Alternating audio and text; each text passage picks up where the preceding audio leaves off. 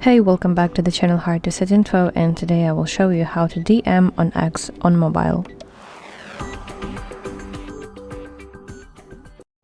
So before we start, I need to mention one important thing, and that's that you can only DM people who follow you on X or who have their DMs open to everyone.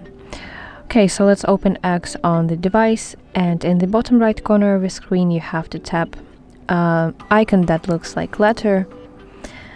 This is your messages section.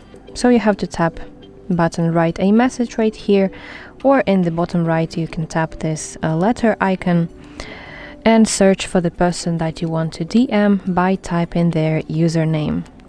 So start typing, and from the list that appears you have to select the person that you want to DM, and this will redirect you to chat with this person that you want to DM. So type your message in this text box at the bottom. So let me type something, and when you are ready, hit send button. This is this paper icon, paper plane icon right here. So now you can see that my message is sent. So that's how I can DM someone on X. Thank you for watching. I really hope that you find this video helpful, and if so, please like it and subscribe to our channel to see more content just like this.